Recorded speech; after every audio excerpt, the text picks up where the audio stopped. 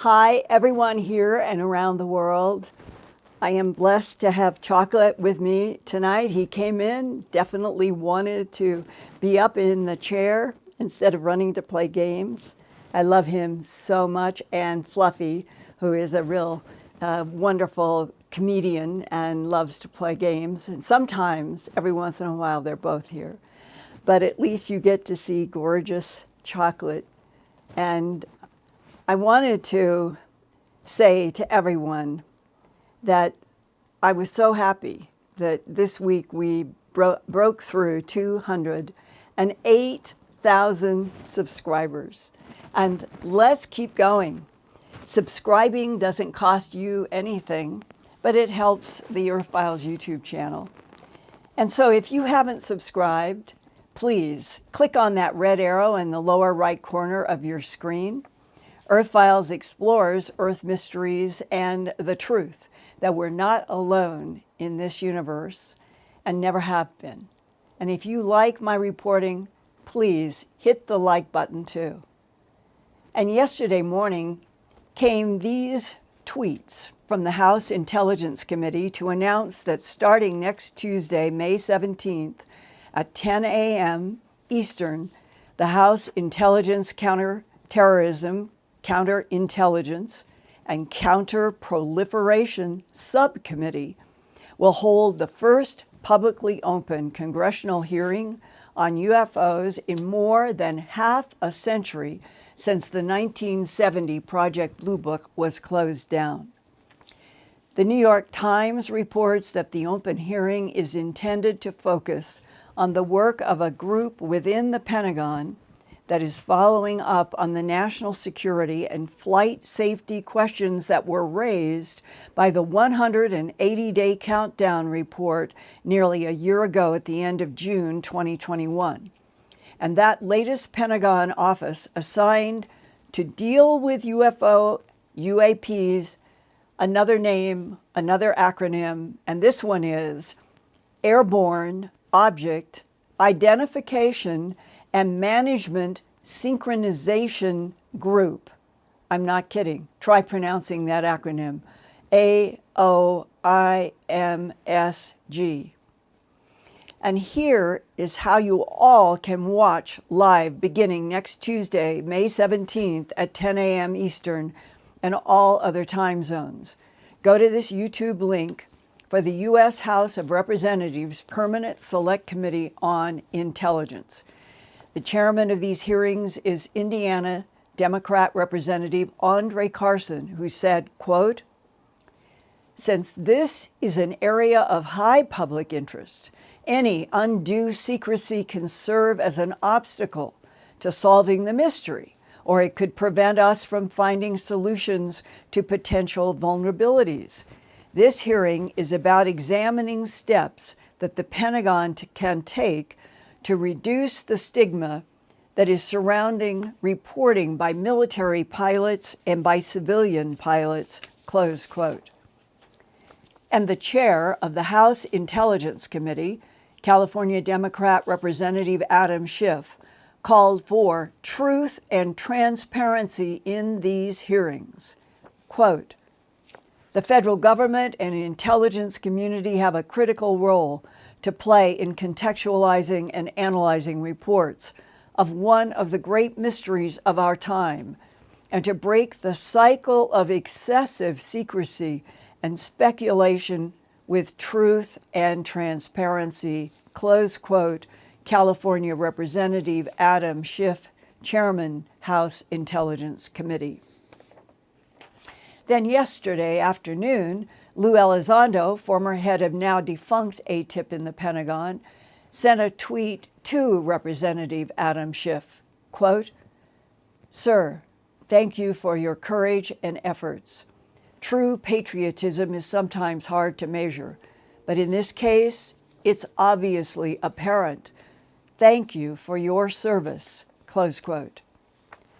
Another House representative, Tim Burchett, Republican from Tennessee's 2nd District, tweeted on Monday, quote, "I joined Rob Schmidt, New York City Newsmax, to discuss the federal government's," these are his words, ridiculous lack of transparency on the existence of UFOs. The Pentagon needs to publish a real report telling the American people what the Pentagon knows instead of continuing its bogus cover-up. A public hearing is long overdue, but it will be a waste of time if the Pentagon isn't forthcoming with its information. We've asked the Pentagon to fix a problem it created in the first place, and I predict these officials won't be nearly as transparent as they should be, close quote. Well, let's pray that everybody now understands how important that this current world be told all the truth about this planet, extraterrestrials, where we have Space Force and other solar systems. If this whole huge picture could be in front of everybody on the world, the shock might change even all of the hate and the wars. Now, in the whole issue of how much real truth are we going to get this time? If you look back more than half a century ago, back in 1969 to 1970, the U.S. Air Force publicly and falsely announced in 1969, 1, no UFO had ever threatened national security. That's not true. UFOs have threatened national security repeatedly in Minuteman nuclear missile sites since the late 1950s to 1960s to today. 2, the U.S. Air Force in Project Blue Book also insisted that UFOs did not display technology beyond present human knowledge. That's not true.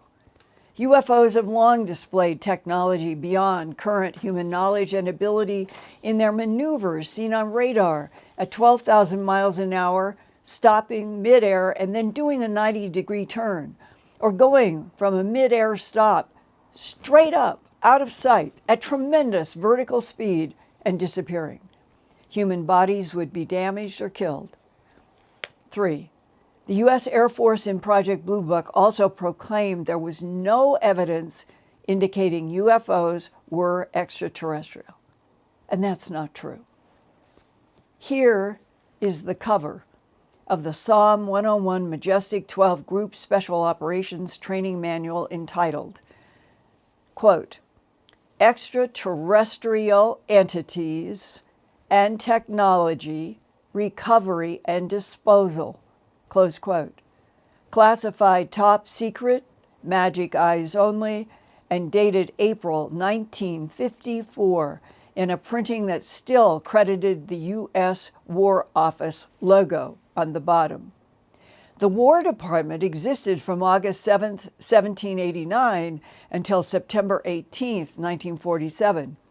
Then it split into the Department of the Army and the Department of the Air Force and joined the Department of the Navy as part of the new joint national military establishment renamed the United States Department of Defense in 1949.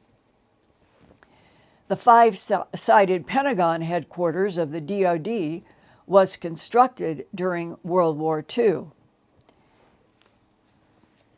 There have been so many eyewitnesses, ranging from ranchers to military whistleblowers, and leaked documents have described people seeing non-human bodies with their own eyes or in photographs taken in the 1940s of alien bodies at the sites of UFO crashes in northern New Mexico, near Roswell, Socorro, White Sands Proving Ground, as well as Aztec in northern New Mexico, documented in this 2011 book by Scott and Suzanne Ramsey, with a foreword by physicist Stanton Friedman.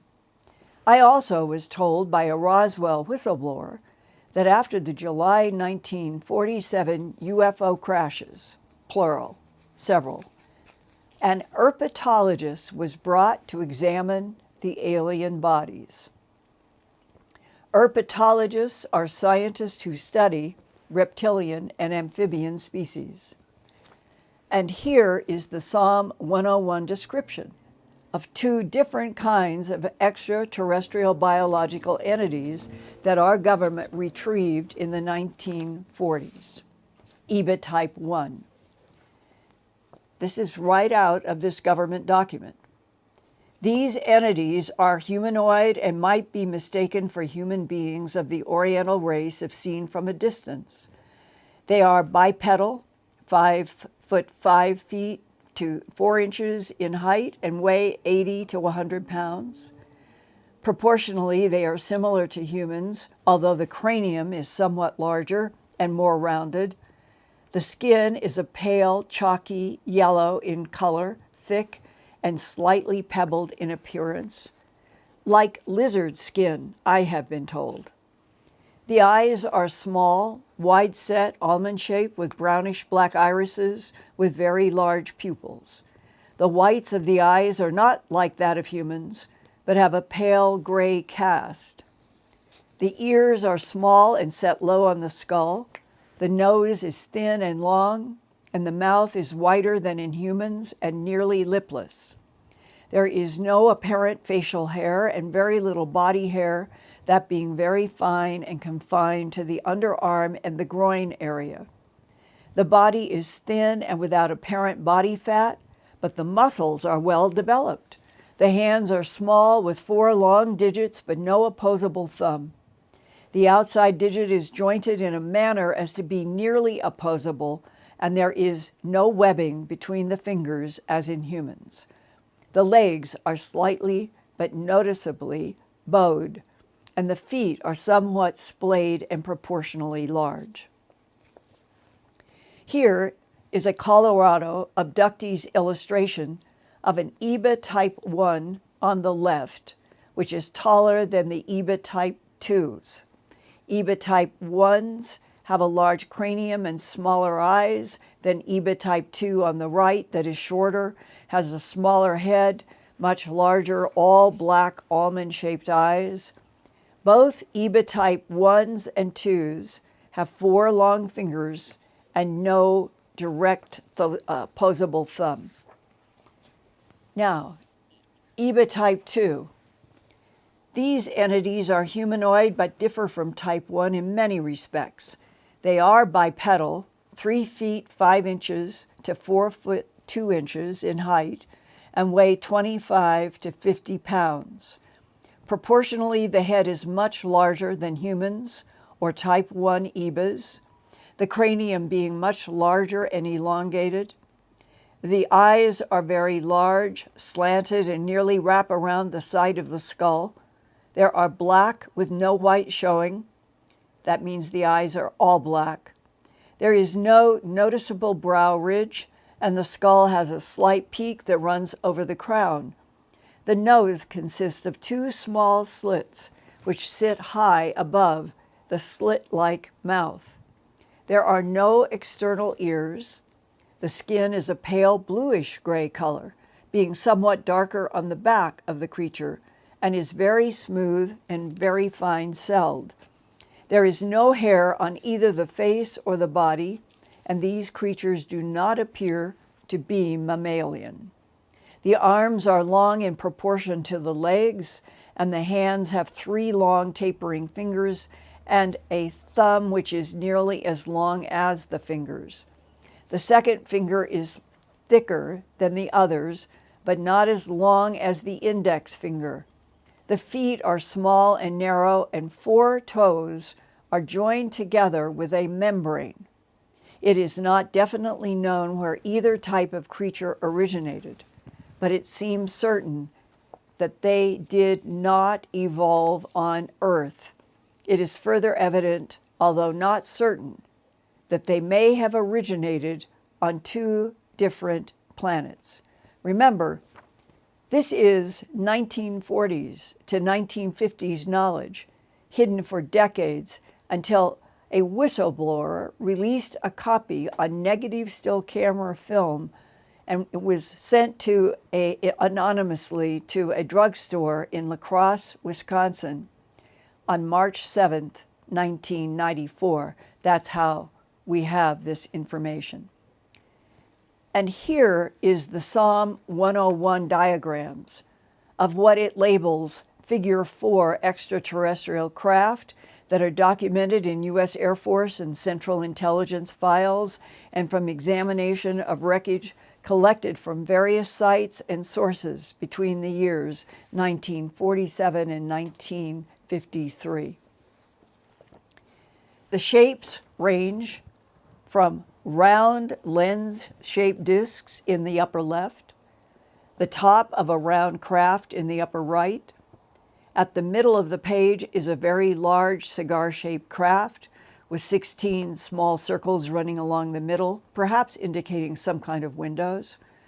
Below that on the right is the side of what is called, in this document, a, quote, triangle-shaped aircraft. And directly below that side view of the triangle is a bottom view of a triangular craft with 3 round, smaller circles where light sources are and a central, larger light source. And finally, to the lower left is what abductees have called the ice cream cone-shaped craft. And this Psalm 101 document simply calls it a, quote, cone shape in a side view, close quote. On page 11 in the Psalm 101 training manual is, quote, paragraph 17, extraterrestrial technology classification table with MJ12 codes and receiving facilities. You can see the top 6 lines include, quote, aircraft of extraterrestrial design and manufacture, close quote, along with the words intact and damaged devices, power plant, identified and unidentified fragments composed of elements or materials not known to current science and technology and which exhibit unusual or extraordinary characteristics. On the far right, the receiving facility for those 6 top lines is Area 51 S4, underground at Nellis Air Force Base, Nevada, 83 miles northwest of Las Vegas. Line 8 near the bottom has an asterisk and says, quote, living non-human organisms in apparent good or reasonable health, close quote. That asterisk links onto the bottom sentence in italics, quote, living entity must be contained in total isolation pending arrival of OPNAC personnel, close quote.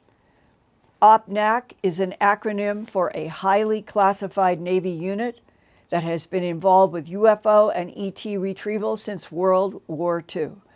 The receiving facility for living entities is listed as OPNAC BBS-01.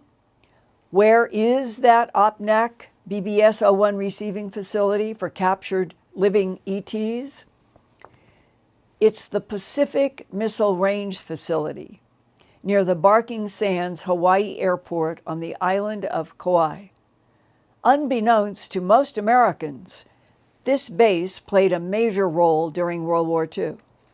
The website militarybases.com says, quote, Barking Sands Missile Range is by far one of the most important military facilities controlled by the United States Navy. Its importance is given by the fact that it is the largest and most varied military base in the world. It is also one of the only military installations in this world that can support multiple operations for planes, ships, spaceships, and submarines at the same time, close quote.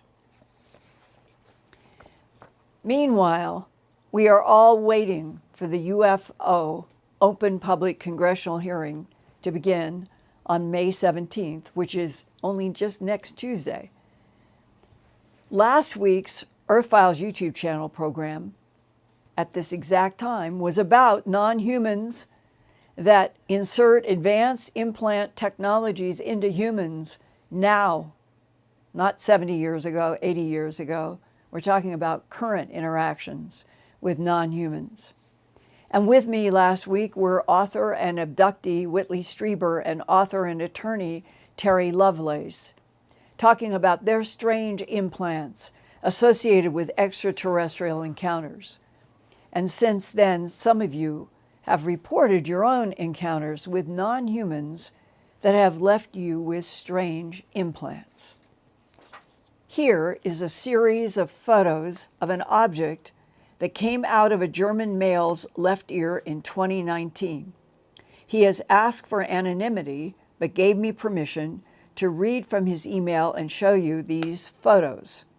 Quote, "About 3 years ago, a small pin or splinter suddenly grew out of the outer parts of my left ear. At first, I thought it was a splinter of wood and then pulled the part out completely with tweezers. This thing was clearly artificial in nature, about 2 millimeters long and 1/2 millimeter wide, with a fine wire-like appendage on one side. I couldn't figure out how it got into my pinna, though," close quote. Pinna is the rim of the ear, and that is where Whitley Strieber's implant also was that we saw last week.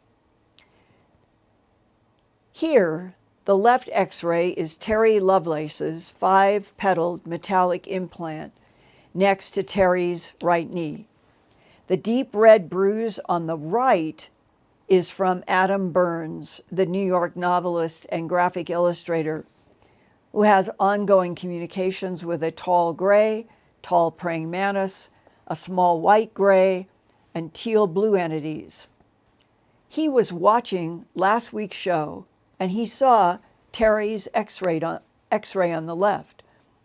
The 5 segments or petals in Terry's metallic implant reminded Adam of strange, deep red bruises with 5 parts to them that he has had twice after being transported to spacecraft by the tall gray and mantid. Adam wonders if the 5-part pattern is connected to similar implant technology used on himself and Terry Lovelace and others. And that photo on the right, it's a little orange around it, but the red in the clear picture, you can see 5 segments.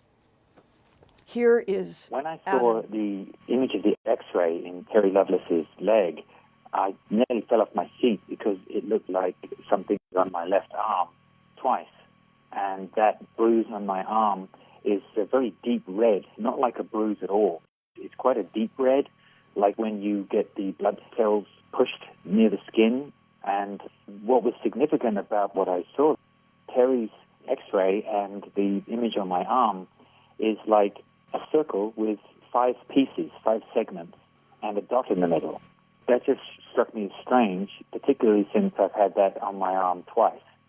And what was your reaction to the possible diagnosis of a Baker's cyst?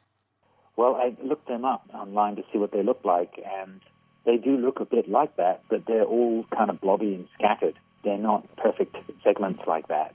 Can you take us back to the 2 different times? What happened? What do you remember happened when you woke up to find this segmented, strange, deep red image on your skin?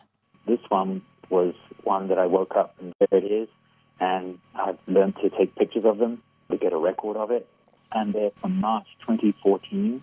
8 years ago. Yes. Number 1 is August 2020, and number 2 is March 2014. What are alien implants that are inserted into human bodies on Earth doing? What are they for? I've been told they serve multiple purposes. It's not just tracking. That's a part of it. But another thing they do is help with the transference. It's like when they're taking you apart and putting you back together again, that's on an atomic level to go from our density, our frequency, to be taken up to their ship, to work on a physical level with them in their density, in their frequency.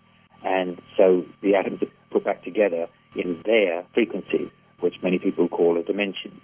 You mean that you are very much aware that you are transported in something we would call a beam or frequency, in which you are deconstructed, reconstructed in the UFO for whatever they're going to do, and then deconstructed and reconstructed back on Earth when they return you. Yes, exactly. That's done every time. And that's where the bruises come from, they explained to me. And I wanted you all to know that, because I think that this whole issue of implants and alien technology and what is the big picture relationship between the non-human intelligences that interact with this planet and other planets, and what is it that they want? What are the implants doing? What is the end goal? That there is another very interesting case that I produced a 4-part series at my Earthfiles.com website, www.earthfiles.com. And this was originally produced in December of 2014. But it is one of the more important implant stories of all time, and it involves the strange appearance of what seems to be a neodymium magnet that attaches itself to the skin of a woman who had interactions with non-humans. And so I recommend, if you go to earthfiles.com, May 11th, 2022, today, started part 1, The Strange Case of a Skin Mystery and Neodymium Magnet, and there it goes on for 4 full parts, which it will not complete until next weekend. And all of this is to say that we have pundits who are saying they don't expect anything from what's going to happen starting May 17th in the open public congressional hearings. And it should be the opposite.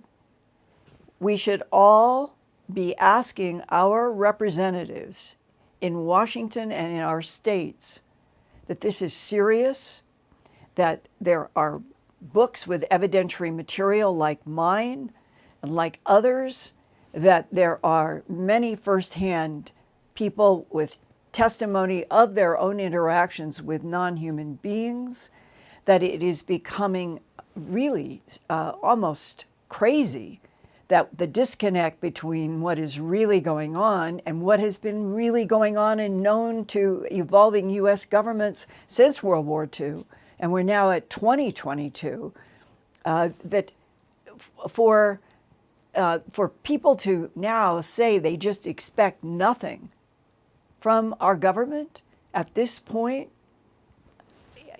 So I want to share with you guys around the world, I love you so much.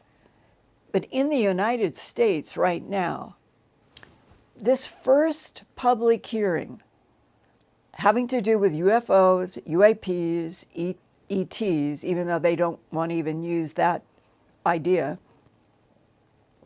is going to begin May 17th. And I hope, if we are still in a representative democracy, which I hope we are, that every single one of us should send emails, texts, letters, hard letters, handwritten or typed, to our representatives on the state level and in our local level, the congressional level, with the questions that we want to have answered from our government about all the evidentiary material of which I have just scratched the iceberg tonight with that Psalm 101 document, which is a legitimate leak. It is real. Our government was talking about extraterrestrial biological entities in the 1940s. And to be at 2022 and have the jokes and the satirical, as if we'll never, that's the attitude, we're never going to get any honest answers from anybody in the Department of Defense, the Pentagon, the 17 intel agencies. They've just broken away. We're on a planet where there are the people, and there are the people who go to work every day, and then there's some who don't go to work every day, and they run corporations, and there are power brokers, and then there is all of the huge, deep, wide, black knowledge of the government defense power structure. And they have all this information. But never, never, never is humanity to know the whole big, huge, gigantic story that I have been working on for 43 years. And it does include animal mutilations by non-humans, extraterrestrials, for reasons that are still not quite clear. Human abductions.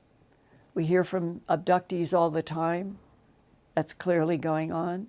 Hybrids as an active presence here on Earth. Technologies that do Alcubierre warp drive, and as I understand it, can go something like 50 light years in 5 24-hour days through these space tunnels. I've talked with at least one person who couldn't show me documents or anything, but told me that he was firsthand involved in doing the space tunneling and going rapidly. So when you realize that a whole part of the United States has been moving out with ETs into the universe while telling us that's poppycock, and why? Why this huge disconnect? My own personal opinion, knowledge is always power. And if you are looking for weapons and weaponizing advanced technology, then that becomes the reason why it all goes black underground. And pretty soon, like today, if everyone knew everything that is going on right now, this very moment in time in this universe, in terms of Earth's relationship to so many other civilizations, and then on and on and on, those civilizations with others, probably a lot of people would be shocked. But for those of us who have been actually investigating and talking with firsthand eyewitnesses and whistleblowers and seeing some technologies for ourselves, the shock is that we're still on a planet where the vast majority of people are treated like they are never, ever, ever, ever going to know anything about the next generation of spacefarers, that we will go to Mars, we will go to Enceladus, we will keep on putting plants from Earth. But it is as if this world, with its Homo sapien human beings, are always supposed to be left dumb and dark. So, and with that, I encourage you, even though it's a short time, but during that week, the hearings are going to go on. Communicate with your political representatives, as many as you can. The questions that you would like asked, tell them about the books like mine that they should know about, that there is a tremendous body of hard evidence, evidentiary material that relates to everything that should be happening in these hearings. And if nothing really is released, if there is no big hard truths about we're not alone in this universe and what they know about other extraterrestrials and technologies and solar systems and Webb, Webb will be used to look at places like Alpha Proxima and Proxima Centauri and the TRAPPIST-1 solar system that we did the fascinating Earthfiles YouTube channel broadcast 3 or 4 weeks ago with Buddy Bolton, the remote viewer. TRAPPIST-1 apparently has intelligent life, and the list goes on and on. And what will be seen with Webb? Can evidence of civilization be seen with Webb? And if so, are they going to hide that too? This is really an extraordinary time of what kind of government are we in, what kind of country are we in, and why can't we be told the whole truth? Okay, turning over to you guys. I would love it if you would, in the chat, put questions for Ian to see about what you would most like to know based on everything you've been exposed to. What would you most like to know about other intelligences and questions that you think should be asked in these hearings? I would like to know where you are. And if you wonder about, Brad is the same thing, the smoke from all of the fires about an hour north of me, but the air, the smoke has just been off and on just terrible, and it causes that where you just feel like you can't breathe. And periodically we've been sneezing all day, so I apologize for that. Hopefully these fires will be brought totally under control for the sake of all of the wonderful animal life, and it just breaks my heart.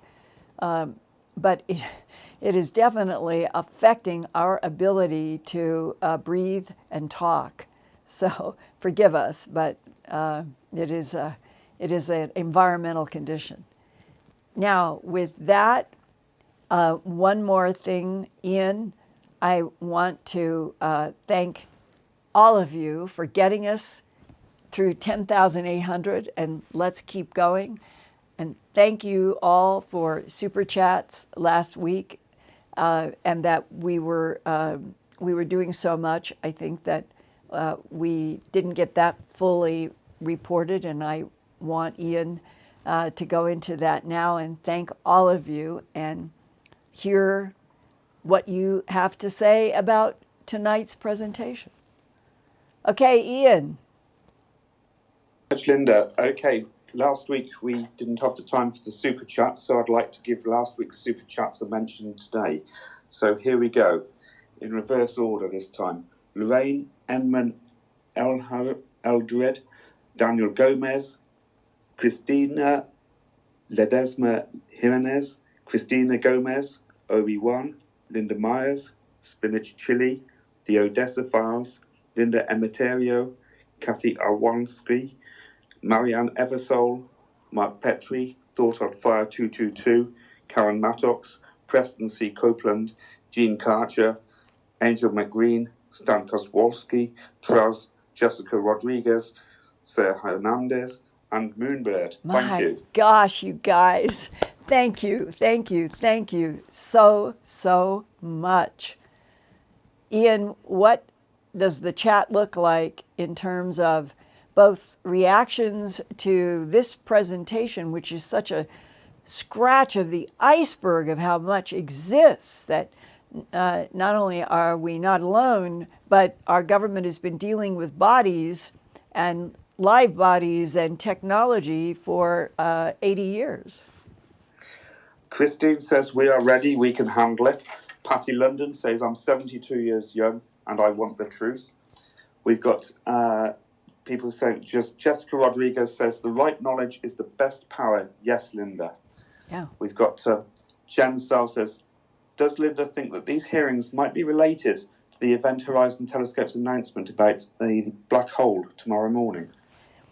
Well, I did a Earthfiles about this tomorrow, and I am very interested to see what it is that they are going to announce and why did they do this long run up to this press conference tomorrow. If it is only about some new discovery in a black hole, meaning that black holes are fascinating and the physics, but it seems like that they're getting ready to tie some discovery of the black hole to something maybe about our universe that may or may not touch on another hypothesis, that this is a holographic universe and that the black holes are somehow involved with the projection. I don't know if it will be that. I can't wait to hear, but it's been so dramatically set up that it's almost like, oh my gosh, are they going to show us space vehicles coming out of a black hole? Now I'm being silly, but I don't know. I have not talked with anybody who knows. Okay, Linda, how can we now believe a government announcement now they have been lying to America for over 70 years? How will we know truth from fiction? Well, that's why I did tonight's show. I'm trying to start with at least one of the strongest, absolutely one of the strongest leaks of all time, and that is the Psalm 101 document. That has never, ever been contradicted. Bob Wood, the aerospace engineer, even tracked down the manager of the press that the Psalm 101 document was printed on. And the press operated at Kirtland Air Force Base here in Albuquerque, New Mexico.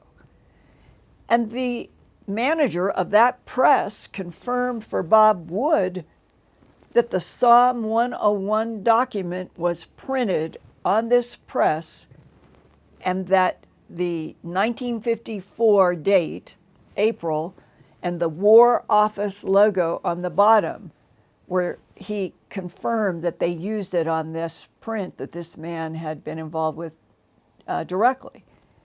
We would never have seen the Psalm 101 if there was not another brave whistleblower who took a camera, it was in negative film, and you see his fingers on pages where he's holding what would be an original Psalm 101 document open, and the whole photos from the front to the back.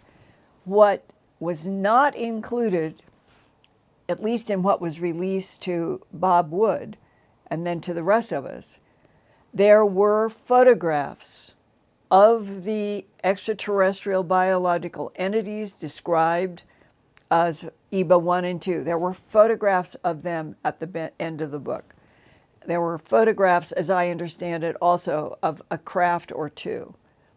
And that those photos that were in this Psalm 101 training manual, they did not make it into the 35 millimeter negative that Bob Wood, a very respected aerospace engineer, took it on to get the book reproduced exactly as it would have looked from the camera. And that's what I was showing you tonight. These are real. These are absolutely real pieces of evidence.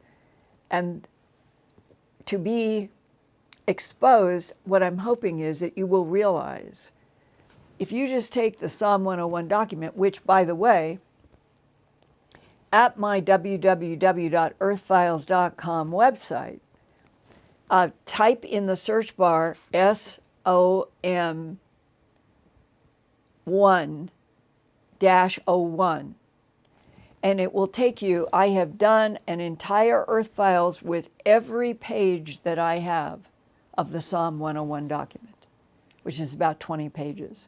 And originally it was something like 26 or 29 because the photos of the beings and craft that were at the end weren't in the leaked document that goes back to the drugstore in Wisconsin and then going to Bob Wood. So you can see if that's just one, it was official to the people who had the clearances to have it and to read it. But it was never, ever, none of that information was released publicly in a congressional hearing or any other way to Americans or anybody else in the world. And that's the standoff now. That's this growing sarcasm of people saying, well, what do you expect? Nothing from this public hearing on Tuesday?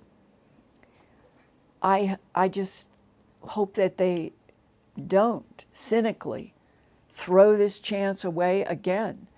The cynicism of denying truth at this point in this planet with what is happening, I can't even comprehend that. We all need so much more truth and so much more light. And if we have allies like the Tall Whites and the Nordics and others, why can't we be introduced? Why can't we be introduced at a time where all the earth needs tremendous help with our environmental situation? So, Ian, I hope that helps fill in some of the gaps. Linda, I just want to catch up with tonight's super chats as well. Just bear with me. Moonbird, Rebecca Cole, Thought on Fire, Traz, The Rabid Monk, Fabian Far Beyond, Darkstar, The Odessa Files, and Linda D. Lemembo. Thank you. Thank you, thank you, thank you so much. Now, where are we in terms of questions? This was a deep dive program on purpose for all the things I just said, but maybe there's time for a few questions. Okay, here's a question from Christine. She says, we are ready to meet them. Will they allow us to learn new things from them? Well, that is an interesting question when you turn around. Do they even want to teach us? I think that we are a special species. I don't think that 270 million years of, as that DIA guy told me, of manipulation of DNA and genetic experimentation and finally ending up with this Homo sapien sapien who I really do feel has a powerful soul. And that we are babies and that there is a reason for us to survive and that there are beings that want us to survive and others who do not. And that, in a nutshell, is the current situation.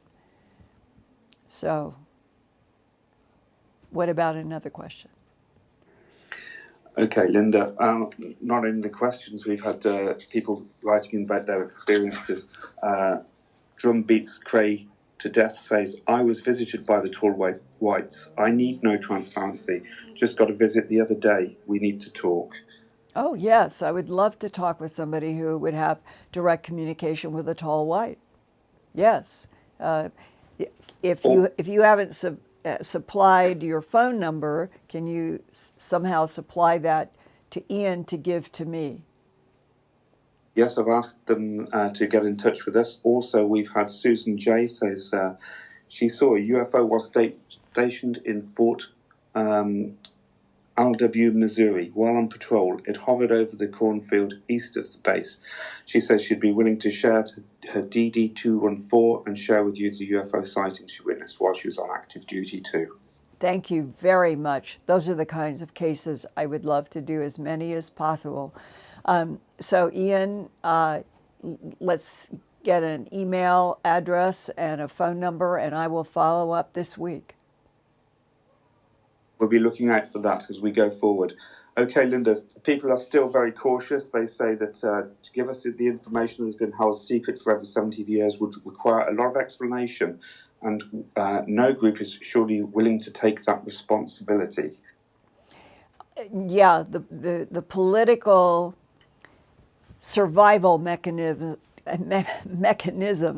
that probably are kicking in everywhere, that all I know is, how are we ever going to be on a planet in which truth is respected and honored if all of the governments, with all of their military and all of their desire to weaponize ET technology, if they don't move toward global knowledge, global truth, helping this planet get through this rough decade that seems to have been in the cards for a long time,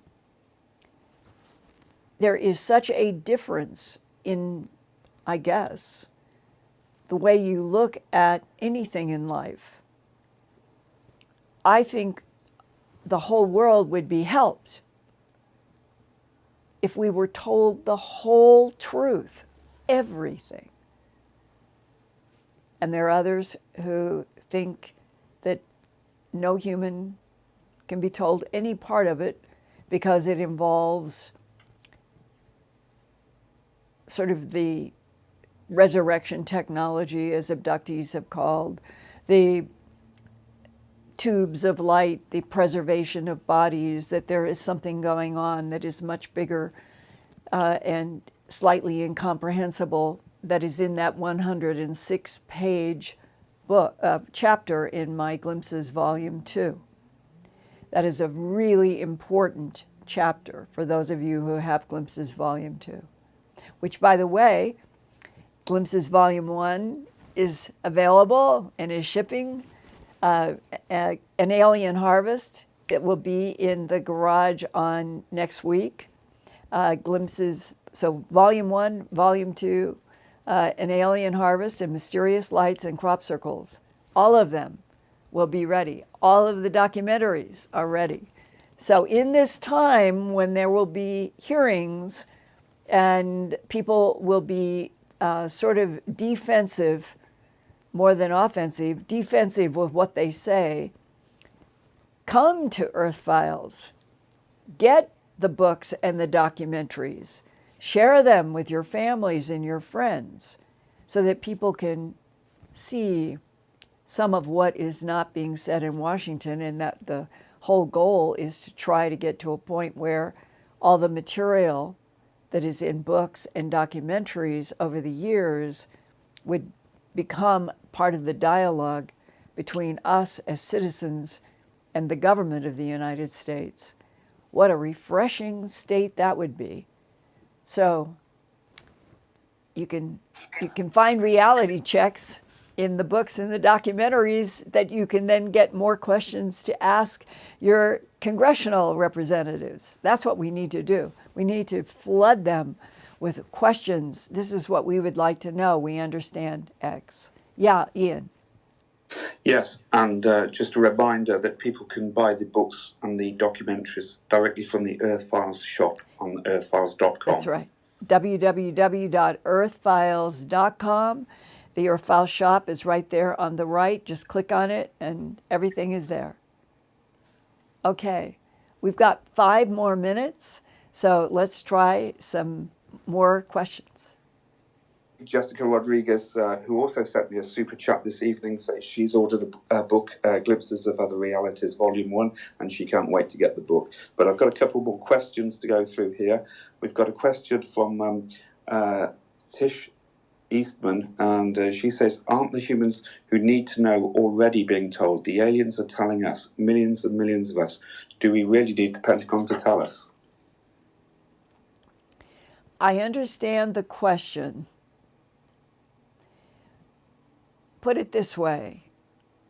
If you have 1 million private, secret, telepathic communications on a planet of 8 billion people, and only 1 million people are getting a variety of downloads from ETs telepathically that is not shared, then what is happening in the increasing gulf between humans that don't understand each other, don't like each other? If we're going to evolve to be a planet that can sustain a population, whether it's 8 billion or less, of Homo sapiens sapien, we have to learn how to take care of this precious planet. And if we were doing that with ally extraterrestrials who already knew how to do it well and could help, then we would be bound in some kind of joint effort to help everybody. And that seems to be what is missing now from the planet in so many directions, is that everything is being fractured and there's so many different groups. And the idea of being on a planet where we all were educated about how to take care of the planet and ourselves and moving out into the solar system, that it was done with Homo sapiens sapien being educated about everything, then our choices, our evolutionary path on the earth could be done from something that was strong and had a lot of light in it, instead of, if it's telepathic, not shared, and that people, there's so many different individuals who would have different points of view because it's not shared with the whole planet. It seems to me that that's exacerbating the separation problem that humans have from each other. And I welcome your comments on that. It's just, I'm giving you the way I feel about that as soon as I hear it. Another, Ian? Okay, got a couple of questions here. My nephew lives in Washington State and claims to have been visited by 5 species who work together and had brunch with them. He's only 7. Who are the Council of 5? I'm not aware of a council of 5. I've heard of a council of 9. So I don't know about council of 5. Educate me. Send me what you know, what you have. Have you seen symbols? Have you had telepathic downloads? Tell me about what you have heard from the non-humans about the Council of 5. Linda, is it possible the authorities are afraid of our communication with extraterrestrial beings, perhaps of a perceived imbalance of power? Yes, I definitely think, going back to my earlier comments, that knowledge is power. And power then becomes the kind of aphrodisiac kind of element in the power brokers of the world. That people who have been elected to office or just taken office, and they don't want to let go. And they militarize and kill people to stay in power. And that power mad mind would be threatened, probably, by the idea that all of humanity could then learn suddenly all of the secrets or whatever we could do with extraterrestrials about the true nature of everything. And then the power brokers would be threatened. And that means, what would they do? Then they would try to keep us dumb and blind, which is what has been happening for the last several thousand years. It has to come to an end. The levels of keeping us totally ignorant, totally out of what is going on in this universe right now. That's where I've said in the past, we are an abused species when it comes to that. So I adamantly feel that knowledge, all knowledge, would be a much better situation than being kept in the dark. So, another? Okay, Tish Eastman makes another good point. She says, Linda, are you aware that many children of US military continue to have abduction incidents, almost like they thought the children of the men on the base are easy access? We keep finding each other. Well, I'll tell you what I was told by an abductee a long time ago. Male in grade school gets tapped by a teacher to do a contest, and that the contest, it was in Ohio, and the the prize was that the student who did the best would be taken to Wright-Patterson Air Force Base on a tour.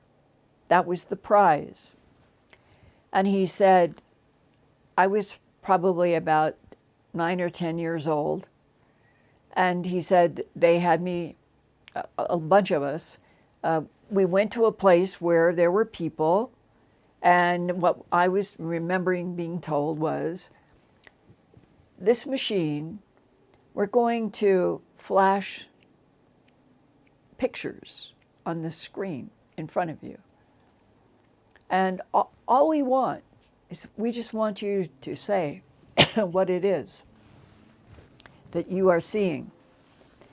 And the machine will go faster and faster. You just keep trying to tell us what you see. And he said, I thought it was so easy that it was almost stupid. He said, it went really fast, but I could see the pictures fine. He won the contest. He was taken, he thinks, but somebody did something. He came to talk to me about it because he said, when I allegedly won this contest, I was to be taken in some black car to Wright-Patterson. And he said, I've never known what happened, but I have a really detailed memory. He said, I cannot remember a single thing between when they had me leave to get into the car to go to Wright-Patterson and getting back to the school or home. He said, they did something to me. I don't know what they did. And I wanted to know if you've heard of anybody else who was young in school, and that was like in the, as I recall, it was 50s or 60s for him. And that it is true that there are people, Whitley Strieber has written about and talked about the school that he was taken to. And when you talk with people who had something like this strange happen in grade school, I always ask, was your father or mother in the military? And I have never heard one no of people who remember something strange when they were in grade school, being taken for a test or a contest, something about watching fast images, can they tell? So I think that there was some kind of, or is today still, a program where if you were in the military, it might be that you signed a document and may not have known what it was for, but that it would relate to the children of military people.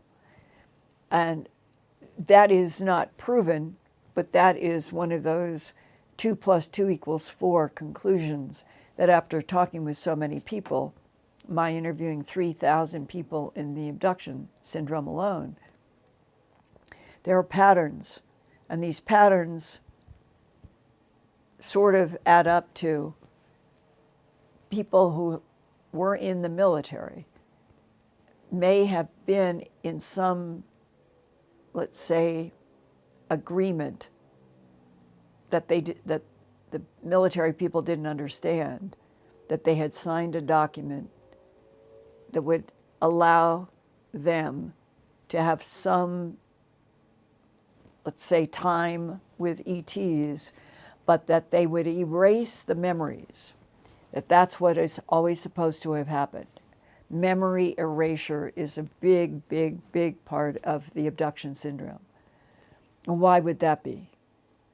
It could have been a demand on the part of our government with ETs that you can interact with people up to a point, but we don't want anybody remembering anything. Something like that always seems to filter around some of these cases of children in school being taken.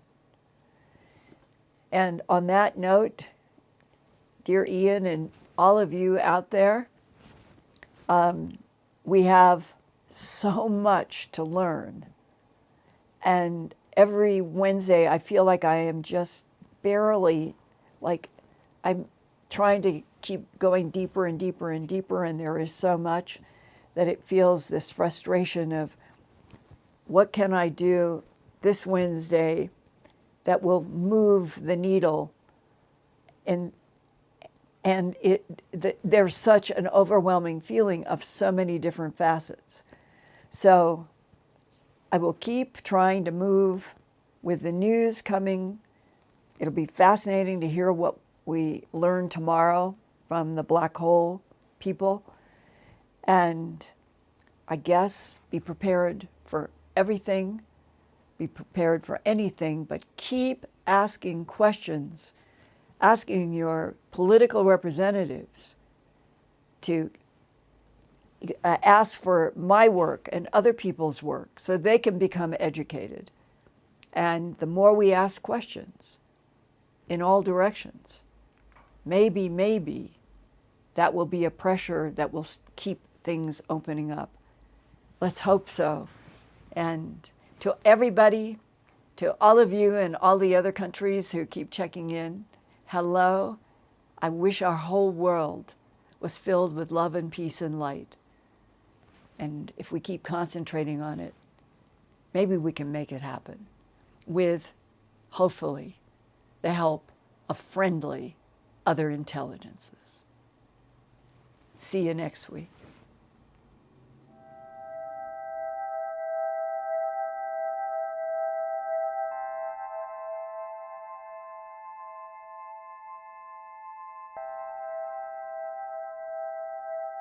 Turn on closed captions for YouTube videos by clicking the white CC button on the lower right.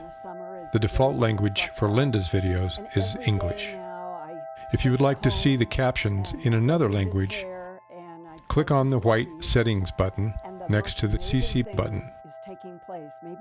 Select Subtitles CC and then select Auto Translate. Select a language, and the captions will now appear in that language. Sort of gone through, and they will hold their heads. I never had a cat do that before. And they'll pull against the comb, helping me get out snarls. And I think it's the best they've ever been.